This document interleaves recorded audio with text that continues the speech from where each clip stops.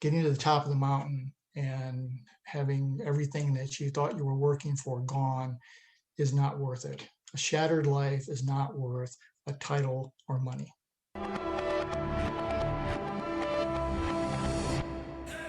Welcome to the Going North podcast, where you will be informed, encouraged, and empowered to embrace your dreams and advance in life through authorship. I'm your host, best-selling author of the book Stay the Course, and certified leadership trainer, Dom Brightman. Be sure to check out the goods and services from every guest, as well as the host himself, yours truly. Now let the fun begin.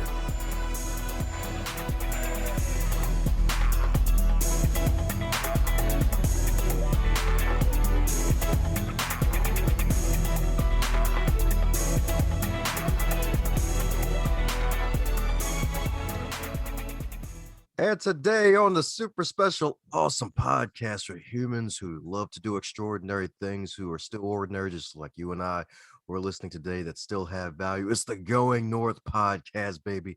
And in the words of one of my favorite video game characters, Big Smoke, it's time to return the favor, baby, because we got one heck of a guest for you today, my friends. This guest in particular, this is probably like an extension from, I guess, October of 2020, the year that That's shall right. not be named, even though I already named it. So go figure, because this is one of my fellow Crappy to Happy co-authors, and he is one heck of a phenomenal guy. He's a veteran of the US of A. In the Air Force, he was a medic as well, even served towards the end of the Vietnam War. He's a CEO and a senior VP of 7 mid-size and Fortune 50 companies. You heard that right, folks. 7 of them. Lucky 7. Speaker, author, business advisor, and TV show host, best-selling author, 6 books. My goodness, and now he's got this new super special, awesome book he's going to be talking more about today. It's one heck of a title, y'all. Like, for the Christians, you're going to be like, man, like, is he for real? It's like, yeah, it's for real. Business secrets for walking on water, y'all. So let's give it up for the one, the only, FZ himself, Frank Zaccari. How you doing today, Frank? I'm great. Wow. You're one of the best pitchmen I've ever heard. That was a great introduction. It was good to see you, my friend. Yes, indeed. It's good to see you too, man. It's like one day, I think it's on a Friday where we're recording this, and it's like, yeah, it's fabulous Frank Friday, y'all. I'm telling you, all Fridays are Frank days now. I appreciate it. That's right. When you're in the ballpark, call on Frank. That's right. That's what we try. That's what we aim for. Yes, indeed. Yes, indeed. So, my goodness, man, as you know, with all introductions, you know, they're not allowed to be 57 days long. So, mind filling in any cavities I missed about you?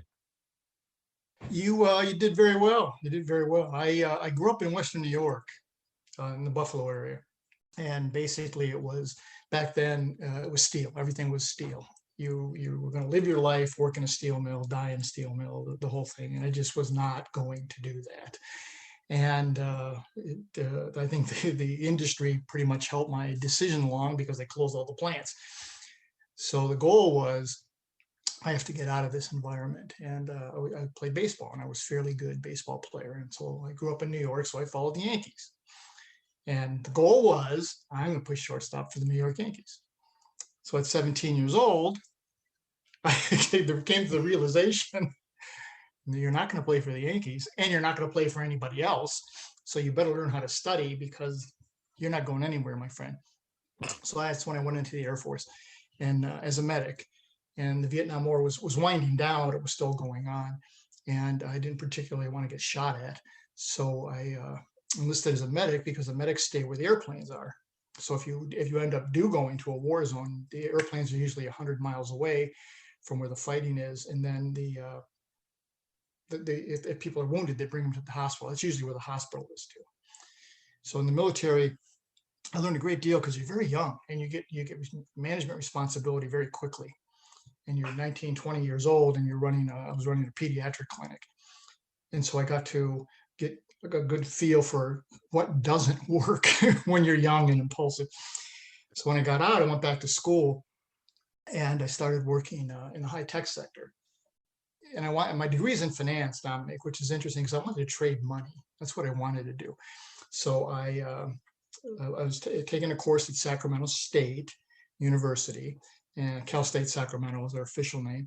And I took a course in lobbying and pressure groups. And so I met the lobbyist for the Bank of America, and I did a paper on him. My degree was going to be in finance. And so when I met him, was talking to him, I said, look, I got an ulterior motive here, other than writing this paper about you and you're an interesting guy. I want you to get me an interview at the trading room at Bank of America, which he did. So I'm living in Sacramento, which is not the most expensive place in the world in California. I go to San Francisco for this interview. They offer me the job, right? I'm thrilled. They said, well, you got to live in San Francisco, and pay back then, starting pay was $10,000, which means you can't live in San Francisco.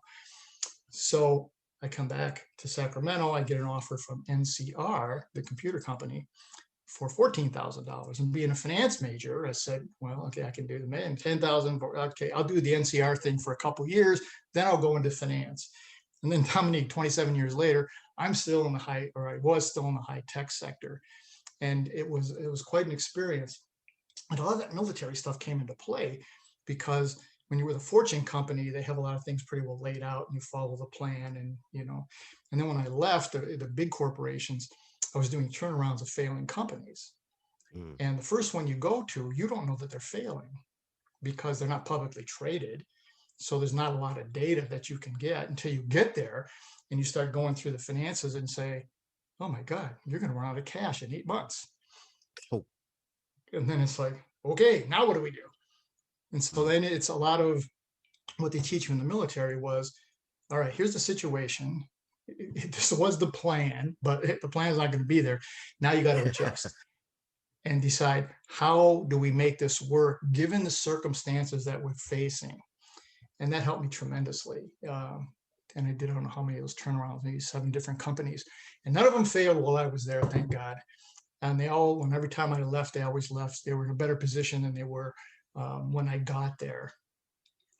And part of that experience, well, a big part of that experience, plus after I left high tech, my wife left, and I had custody of my 2 young daughters. So I bought an insurance agency because I had to be home. I was traveling all the time in the tech sector, and now I have these 2 little girls that I have to take care of. So I got into the insurance world and learned a whole bunch of different skill sets. And then that's what came, where the book came from, was 35 plus years of success and failure in personal and professional life. And then hoping that maybe sharing the story will help some people avoid some of the landmines that I actually stepped on. And let's see if we can't put something together to help them. The biggest thing I found was the number one reason that in my experience that organizations fail is they don't know what they don't know, and they're not willing or able to go get the necessary expertise or experience to get it done. And so you take off with this great idea and everything's going wonderful, and you hit the first bump in the road and it's, oh my God, I'll figure it out. Well, 50 to 60% of small businesses fail within 3 years, and 80% fail within 5. And 70% of SBA loans are rejected. So following that standard pattern isn't working. So I always ask people, why are you following a pattern that has a 70 an 80% failure in 5 years? Let's try something different. And that's what we tried to put together.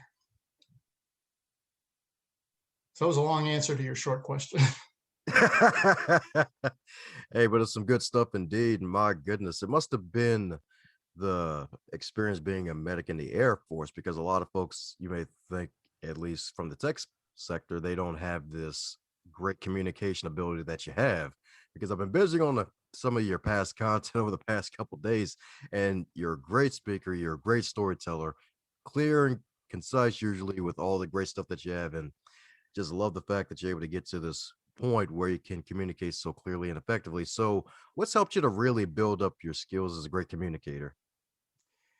A lot of practice, particularly in the military. When you're running a pediatric clinic, they have a lot of volunteers that come in to work, and they would be like the Red Cross would bring people in to help you.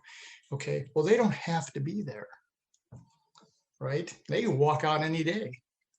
So part of it became being very clear and concise of why we do what we do, number one, most importantly. And then this is what we do, and this is how we do it. And then engaging with them and being involved and showing them that this is the correct way to go. And then not being critical if something was done wrong or differently. We just say, well, this might make it easier for you, or this might make it better for you, or what did you see when this particular thing occurred? So that you understand, well, I saw this and I made this decision. Okay, well, that's okay, but let's look at what are other options or alternatives. So you had to start that way. And then getting into the tech world, which to me, people laugh and they say, Frank, you can barely turn on a computer, and you were a tech executive for 27 years. And I said, well, I don't need to know how to turn on a computer. I need to be able to explain to people. So it became very important to be clarity. Here's the why, here's the what, here's the how. And almost to a point where it almost became a mantra. I would say these things over and over and over again. And the people knew, hey, this is for real. Now, the really important thing, particularly when you take over struggling companies, is people are upset and depressed and frustrated. And I would come in, the first thing that I would do was meet with everybody individually, because I wanted to find out, and I would tell them, I want you to tell me the good, the bad, and the ugly about this organization. And so there was this output of, oh my God, here's everything that's wrong. And then I'd ask them, what would you do to make it better? And that usually was like a deer in the headlights. It was like, oh my God, no one's ever asked me that before. And I said, well, I'm asking you, what would you do to make this better? Right? And then we'd explain, here's what we're going to attempt to do. And then I would ask them, not tell them, ask them to give the process a fair chance. And then a lot of it then becomes them just repeating, going over and over, encouraging and celebrating the little victories and telling them, okay, this is what we did. You see why this is working? Do you think it's better? And when you ask a lot of questions instead of making statements, you get more feedback from individuals, because now they feel they're being heard and that what you're saying actually valuable, or that makes them valuable.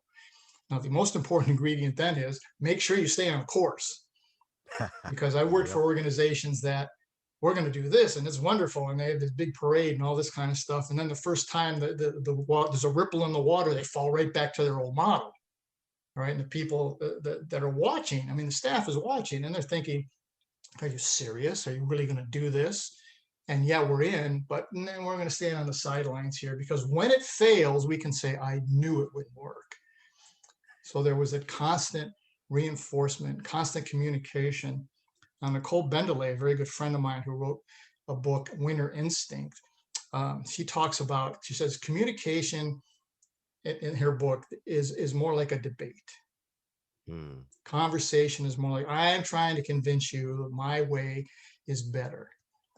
And we talked about this great, like she was on my radio show too. And I said, what do you think?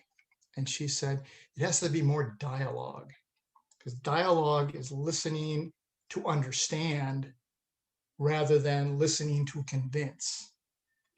So once I understand where somebody's coming from, then it makes it easier to have dialogue with them where they relate to it.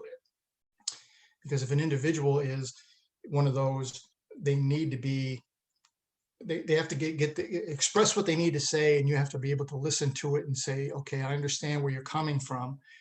Then they'll run through walls for you. It was just amazing how people who, when I took over some of these companies, I was told, these people, they're, Frank, you're wasting your time. And I would always say, well, it's my time. Let's see what happens. But when you show them the concern and that they matter, and that you're listening to them, and you're trying to implement ideas that they come up with, and the beauty of that is because they then take ownership and they're driving the change more than you're driving the change. It's incredible to watch that evolve.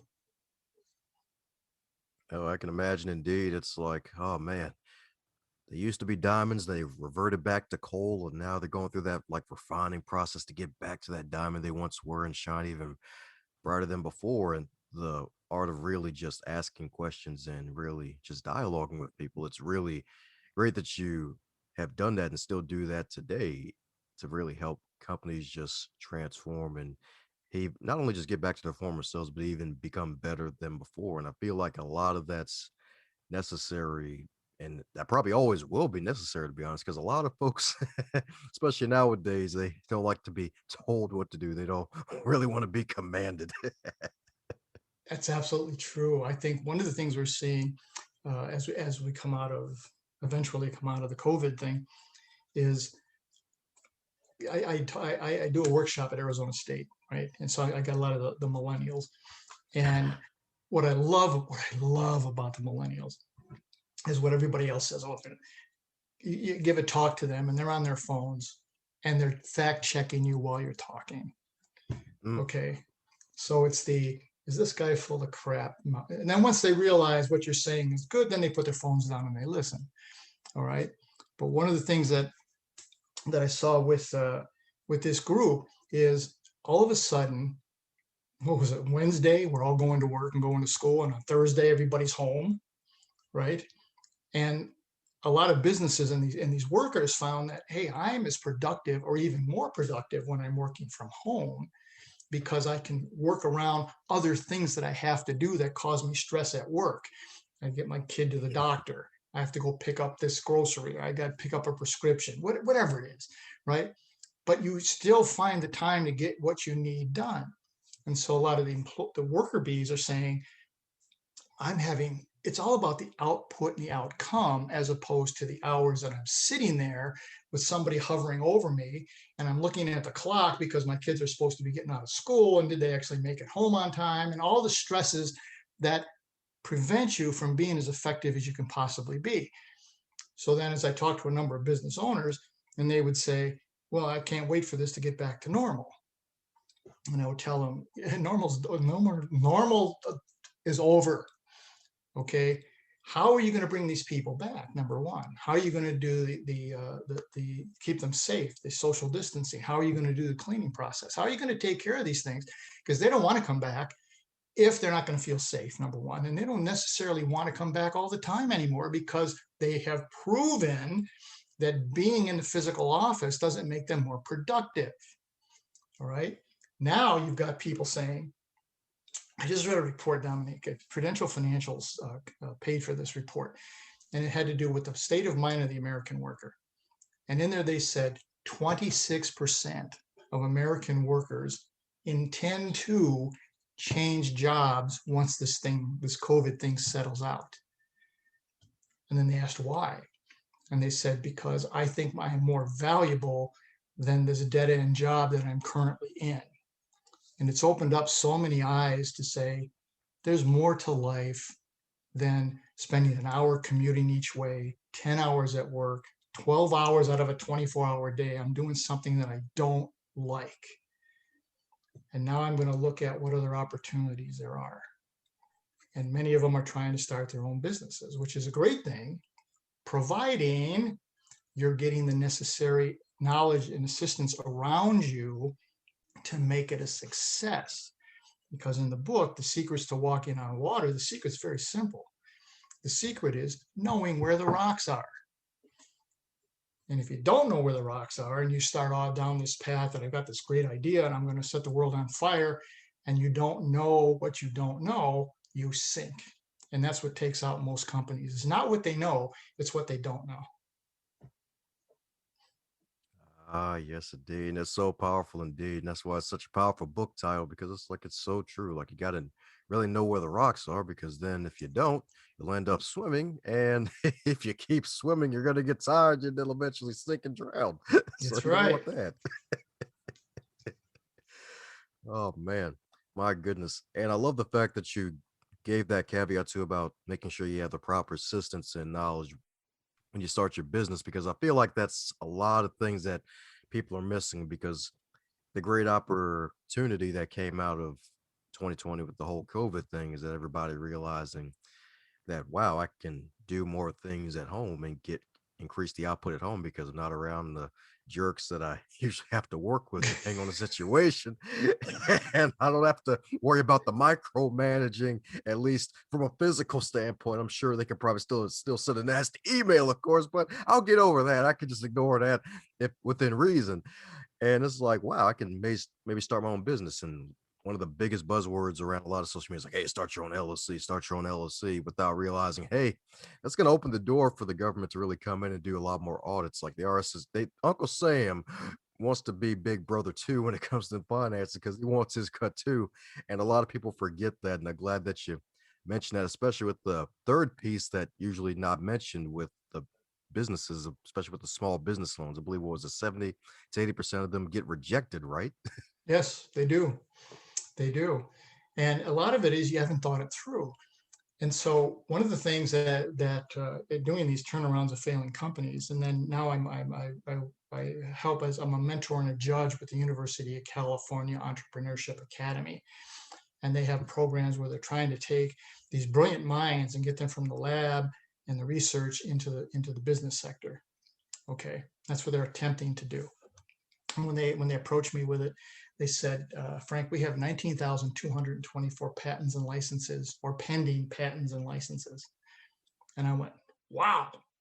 And then this professor said to me, well, don't get too excited about it because 60% of the revenue comes from 5. And I said, 5%? And he goes, no, 5 total patents generate 60% of the revenue, right? Ouch. So it's like, well, why is that? And they're a big research institute, the 10 big research universities in California. And they said, well, here's our reasons why that's the case. And the first one is didn't meet a market need. And I said, well, that's a nice way to say it doesn't pass the who cares test. Great idea, great science, who cares, right? What value does it bring? And is it something that people, are you filling a hole somewhere? It's either has to be something that's not being done that you've identified, and not only can you fulfill that hole, but you can expand it and make a market, or something's being done but not very well, and you can step in and make it better. Okay. And then I told this professor, why don't we add, I think they had 5 points. And I said, why don't we add a 6 point? And he goes, what's that? And he says, you don't know what you don't know. And they said to me, well, how do you know what you don't know? Well, you don't, when you come up to something and you got to make a decision and you have no clue which way to go, that's what you don't know. Okay. And getting people involved early is what really truly helps formulate what it is you're trying to do. And I talk to a lot of businesses, and they'll say, well, I hired all these people. And I said, well, that could be problem number one. You don't have to hire these people on day one. You bring in advisors and consultants to fill in the gaps that you can't do or you don't like doing. Like in my case, I hate doing accounting. I can't stand it. So I always would get a real good CFO. Okay, handle that and just keep me informed on what's going on and make sure that I don't hit the rock somewhere. All right. And as you bring in these experts in a particular area, they help you get over this hump, and then they can go away. You don't have to have them on your payroll. But if you need them back again, they can come back and they know exactly where you were before. And not doing that is what causes a lot of problems in your life, because now you're working harder, or you think you're working harder, you're putting in more hours, but you're not any more productive than you were. Things aren't going well. You see in the results, and well, I'll just put in more time and energy. Okay, so now you go home if you're married and you're not present. You're not there. You're exhausted. Your brain is never turning off. You're always thinking about, oh, I should have did this at work. I need to get back there for that. And that's not going to work for very long, because the family is going to quickly understand that they really don't matter. And so it's that same dialogue that you had professionally, you have to have at home with your wife or spouse or significant other, whatever it is, male, female, it doesn't matter. And I was not any good at that. So I had this booming professional life. I was moved up very quickly. I'm a CEO of 2 companies in Seattle, Someone said to me, what's it like to get to climb the ladder? And I said, you don't climb the ladder. You scrape and claw and fight your way up the ladder. And then when you get to the top of whatever your mountain is, and you get your flag and you stick it in the summit and you turn and you yell, I made it. And then you turn around and nothing's there. Family's gone. Everything you said you were working for is gone. So one of the things we try to point out in this book is there is a combination, as a marriage of your professional life and your personal life. And if you're having issues in one, it will leak into the other one eventually. All right. So it's a matter of, everybody calls it balance, but you got to put 100% into both. Where you get 50%, that's baloney. It's 100% effort every day with the family, with at work, professionally. And when in making the time, because in the corporate world, we used to call professional job creep. And it starts off, we got this project you got to get done, right? So I got to put in a little bit more time. Then there's another one. And then there's, you get a promotion. And then there's this new division. And there's this new thing. And all of a sudden, 16 hours is becoming normal. And you allowed it to happen. Because they said, well, the corporate world takes it. No, you allowed it to happen. You chose to do that. And when I grew up, the general sense, Dominique, was you do what you have to do. And if you're professionally successful, your personal life will be successful too. Okay. Well, that's not true. Because if you ignore one side or the other side, there's this meshing that's not happening. And then in my case, when my wife left, and I'm CEO of 2 companies in Seattle, it was, okay, now what? So everything unravels because I didn't pay enough attention to the personal side, the family side, and was not present, is what it basically came down to. And you can only play that game for so long, and the people are going to say, yeah, well, it's not going to work. So when I left the tech world, and I got into the insurance world, which is like going to hell if you're high tech, if you're a type A personality, because high tech's proactive and insurance is reactive.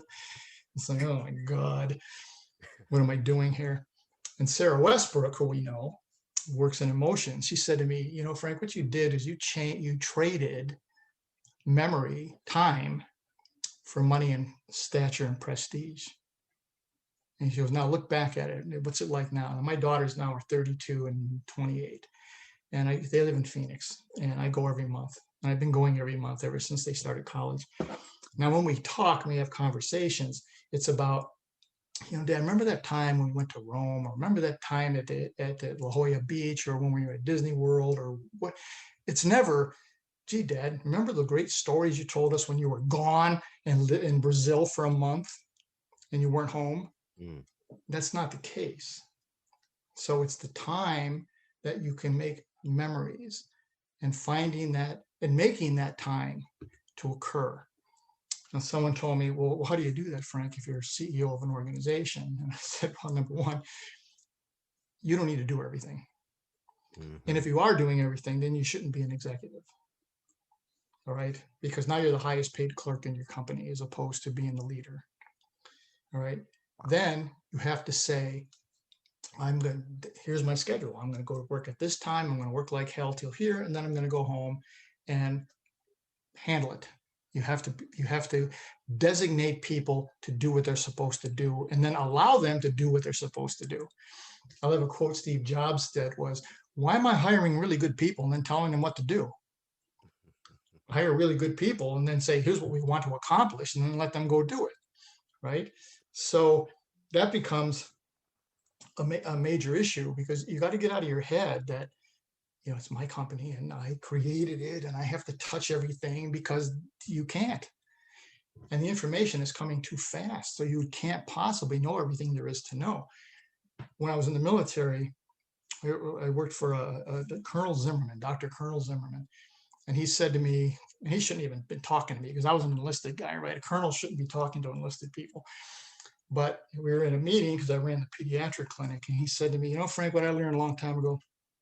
And I said, what's that, sir? And he goes, if I'm the smartest guy in the room, I got a serious problem here.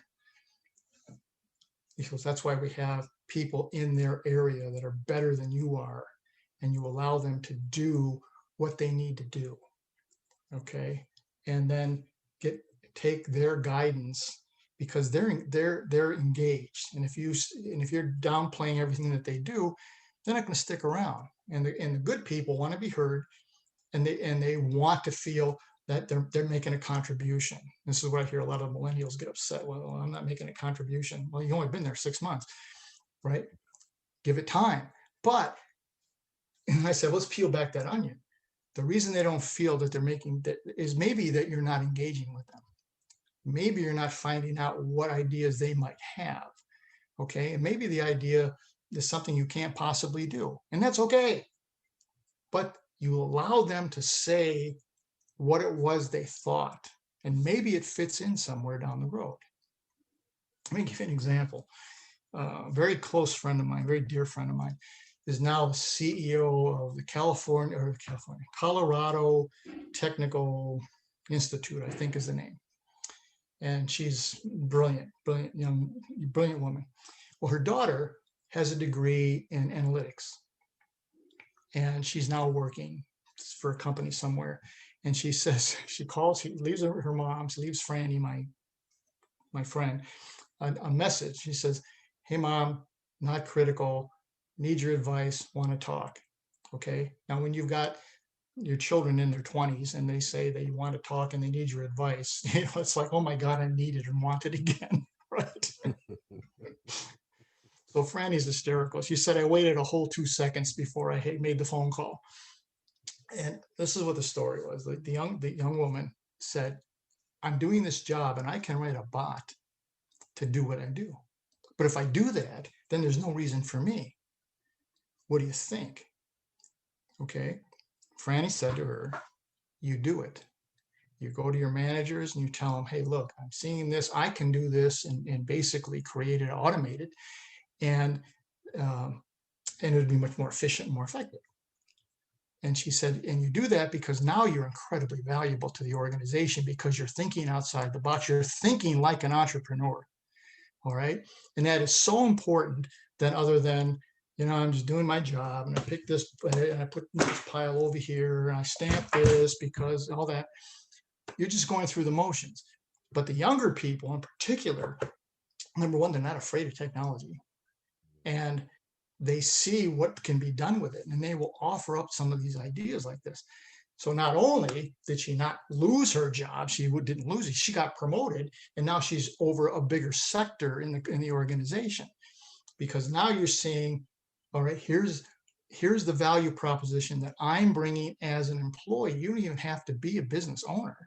It's just somebody who can see and can implement something that matters. And you have to be in a culture, leaders, where you encourage that. And you'll be amazed at how people will rise to the occasion. It always just blew me away. Yeah, that's right. My man Frank's been dropping so many jewels. Like, yeah, we're going past tennis bracelet. We've gone past belly dancer skirt with all the jewels. Like, we're probably gonna have, I'd say, around we'll go with like 50 jewelry stores of jewels here, because my man's been dropping them, baby. I'm telling you. Because it's so darn true. Like, that's a wonderful thing too about basically, I guess, making yourself obsolete so that way you can go to bigger and better things and being in the right or environment for that to flourish too. Because that's the thing about leadership too. It's like you can't preach change and be like, hey, let's get better and do this thing, and we encourage change here, we encourage people having fun, and then when it comes time to put into practice, they're like, oh no, don't do that. Like if it ain't broke, don't fix it. And it's like, wait a second. But y'all were just encouraging us to do new things. Like, what's going on? Yeah, exactly.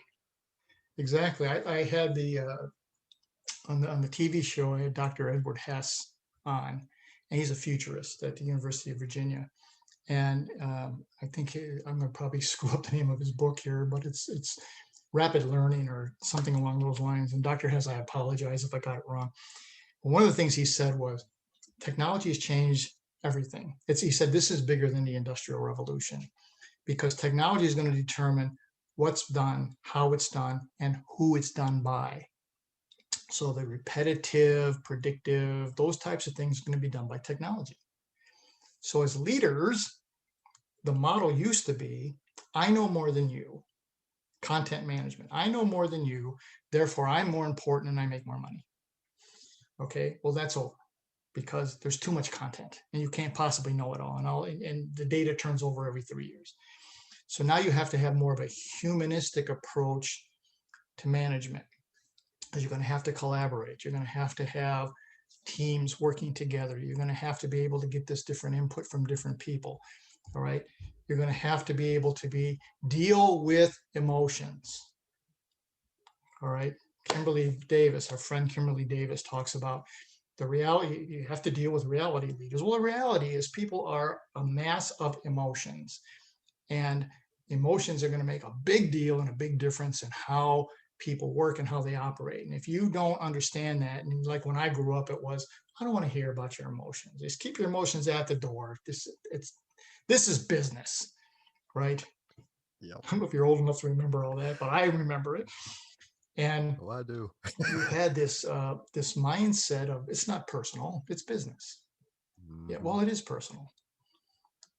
And being able to, as Dr. Hess said, if you do not develop these kinds of traits, you're going to fail. And then he said, we have to stop promoting people who are great individual contributors. Like in my case, great salesman. Okay, now you're going to be a sales manager. Okay, it worked out for me, but a lot of people it doesn't, because they don't want to do that and they don't have the skill sets, and they fail because they're unable to build relationships. Okay, particularly not particularly, but let's look at an engineer. I worked with a lot of engineers. Great, but communication is not their strength.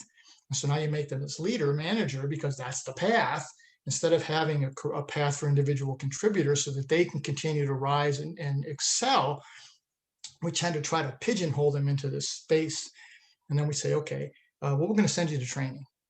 All right. Well, training when I came up was you went away for a week or a couple of days and they got a fire hose and they stuck it in your mouth, and then they send you back with 5 manuals that you threw in the corner and you never looked at ever again. Okay. So saying, well, I don't know why the person failed. I trained them.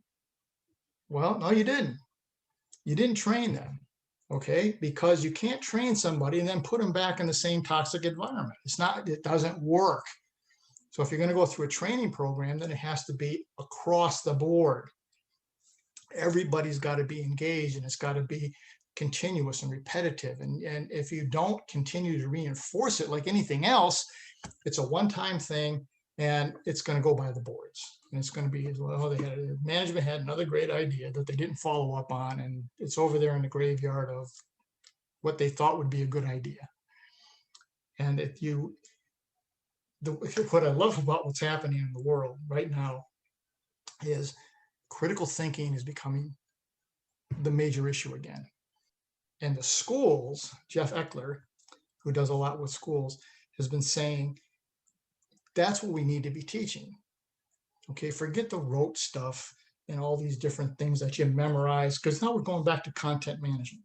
Here's a situation. Let's see how we can figure it out and use critical thinking skills, and maybe math or science or whatever it comes into it, obviously. But now you're showing a connection between this is what I've learned in theory, and here's how it applies in reality.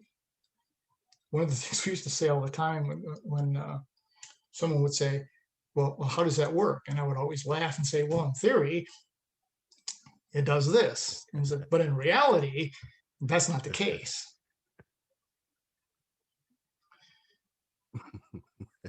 But always So got to true. laugh. It's so true. Yeah. Yeah, it's kind of like the classic Mike Tyson quote where everybody has a plan until they get punched in the face. Exactly. Exactly. Then I'm going to revert back to what it was I wanted. One thing I hear a lot, Dominique, was, I look at really, really good people, like people who are the best of the best. And they say, they make it look so easy. Kobe Bryant, Michael Jordan, actors, whatever it is you happen to like. Okay. They make everything look so simple. And they said, I would say, it's almost like they're walking on water, isn't it? And they'd say, yeah. And I said, well, I got a secret for you. I got a little news flash. They are walking on water. And they look at me and I said, because they know where the rocks are. They put in the time, they put in the energy, they found the necessary people to help them. And when we were getting ready to start with this book, I was talking with Kat Cadmus, and she said, Frank, you got a wealth of knowledge and stories. Put those together. So all these interviews that I did with all the people like you, and and some of the names that are escaping me at the moment, they gave me so much input. And so when we came to a topic, then I had all these experts who had given me input and feedback. And so that's what we put into the book. Is it's real world stuff. It's not theory. It's not stuff that it's always the latest new practice we're going to put in here, or this study said X or Y. These are people who are professionals and they're expert in the area, and this is what they've done, and this is how it became successful for them. Mel Robbins was one of my guests, and with the 5-second rule. And this her story was just amazing, because she said, I was on the verge of bankruptcy, divorce, and suicide. Life was crap, right? And she said, I'm depressed, and I'm sitting there and I'm watching a rocket taking off, NASA thing. And I'm watching the countdown, 5, 4, 3, 2, 1. Then the rocket takes off, right? And she said, that's it. That's the 5-second rule. I'm going to count backwards 5, and then I'm going to go get up and go do something. And good intentions are wonderful, but we know what the comment about good intentions on the road to hell is. You actually have to go do something. All right. Now the question is what? What do I do? And this is where we're hoping that this input from these experts and these real world examples will help people to say, well, I have to take action. And how did these other people who are successful do it? And that's part of that reaching out and building that collective group of strategic advisors. And that's what'll help you get over the hump and get over the hurdle. And then there's different levels, because there's a startup level, then there's the scaling level, then there's the expansion level, and then there's all these different levels. And you bring in the necessary people who've been there that can guide you through that and give you a roadmap. One of the things we talk about in the book is a thing we call the tag team, which is a collaboration between Jay Abraham, the marketing genius, and my partner Gabby Ori and myself put this thing together to meet with people who are serious, that want to really launch into exponential type growth. And so we brainstorm and we come up with a roadmap on how we're going to do it. And then we bring in the necessary experts to fill in the gaps. And we just started this within the last year, and we have 3 projects that are now starting to move forward. So it's so exciting, because you see people that, and the people that are most interested have been in business for a little while, right? And they've done okay, but they may have plateaued, or they're thinking, well, it's not getting, I don't know where to go from here, or I'm stuck. Stuck is the big word. Our friend Darlene Corbett wrote a whole book about it, getting unstuck, right? And it's all right. Well, let's bring this collaboration together, and it'll be a shared environment. And now let's look at different ways of doing things. And you don't have to just stay within your industry. You can do other industries. And that's one of the things I have in the book, is people from all different industries. And they're all facing the same basic kinds of problems, because it's a communication issue. It's a dialogue issue. It's a staffing issue. It's all kinds of different things that come into play. And there's no one secret and one way to do it. And because your industry does it this way, doesn't mean that's the way it has to be. So many companies have followed their best practice all the way to extinction. Oh yeah. I remember that video too. It's like, oh yeah, best practices. Okay. Best practices running into the ground. I got you. Yeah. And then there's the one that just blows me away is I grew up in Western New York. And so Rochester, New York is about an hour from where I grew up. And a lot of my family lives in Rochester now. Eastman Kodak owned Rochester. They employed the vast majority of the county. And Eastman Kodak, they were the king. They did the film, cameras, everything. They were it. They were it. And one of their own engineers invented, created the digital camera in 1967 or 1976, all the way around 1976. And they said, oh, gee, that's nice, but there's no film in it, so let's not worry about it. And they put it over on a shelf. Okay. Well, when the other world companies said, hey, that's pretty good stuff. Kodak continued to hold on to what it was. Now Kodak still exists, but they're a shell of what they once were. And I was visiting my family back in New York a little over a year ago, and you drive through Rochester and you see all these Kodak buildings being knocked down. And the devastation to the community was astronomical. And one of the things that I look at, I worked for NCR, and Mr. Charles Exley was the CEO, and he used to always say, you have a responsibility to help the people you bring into your organization have a viable living and a long-term living. So don't hire somebody if you think you're going to need them for a week or a month. You don't hire somebody unless you think you're going to need them for a long term. All right. That's what advisors and consultants are for, those short-term things. All right. Fill in the holes. But if you're going to bring somebody on, then you better take into account that they're not an asset, they're a person. And they're not expendable because they have a family and they have needs and they have all this other stuff. So all the crises that we've gone through, where we've seen a lot of corporate America shipping jobs overseas and downsizing to meet arbitrary end of the year financial goals or whatever that happens to be, that's not right. That's not right. And there are ways to avoid that. We try to point some of those out here in this book. And the last thing I can touch on is bringing in, who do you hire? And I see so many job applications, I'm sure you do, and they're saying you have to know how to use Oracle or Salesforce or whatever. And I always look at it and say, well, you can teach them that.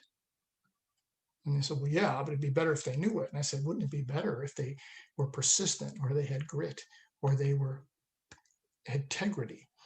And they look at me and I said, look, the United States Army, West Point,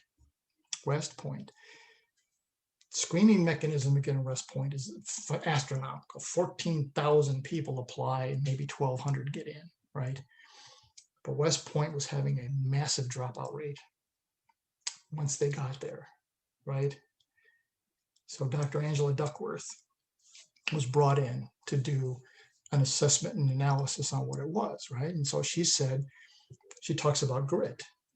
And she wrote the whole book about grit. And she said, what you're bringing in, West Point, are the best of the best. He goes, well, of course. And so they're the best looking. They're the senior prom king. They're the captain of the football team. They're the valedictorian. They never faced adversity. They had natural gifts. So, and then they get to West Point and you're not so gifted anymore. Everybody else is the same way. And now you have to struggle, but they've never struggled before. And so there's this massive dropout rate. So she helped them change the mechanism for hiring. And that's what I do when I help organizations, is we just say, here's what we're looking for. And it's a series of characteristics and traits, because that's internal to the individual. You can teach everything else, right?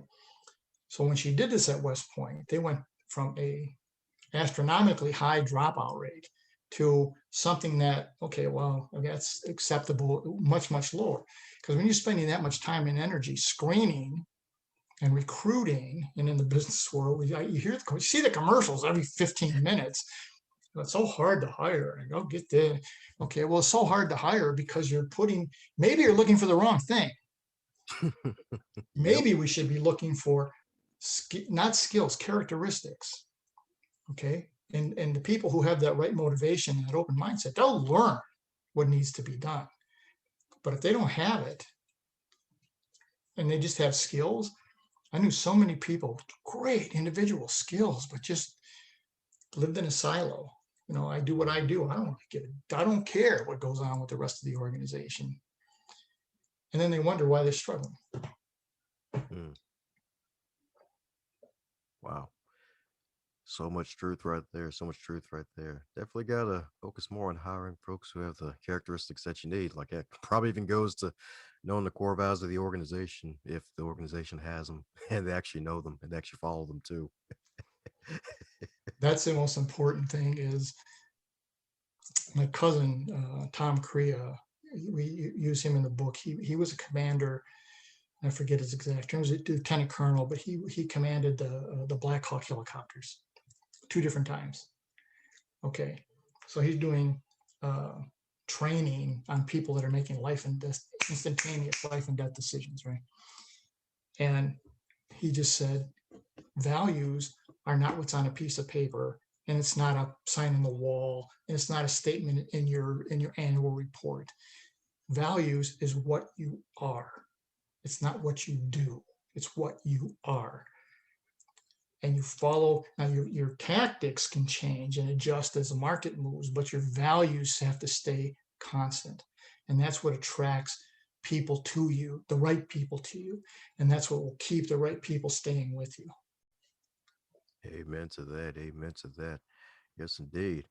Yes, indeed. My man's been dropping so much knowledge, and there's plenty more that awaits in the fabulous book, indeed. So definitely pick up some copies of the book if you made it this far in the interview, folks, because we're coming down to the magical question that every guest gets to receive. And that is if you're to wake up tomorrow and you're 25 again, but this time in 2021, with all of your knowledge and experience, what advice would you give to yourself?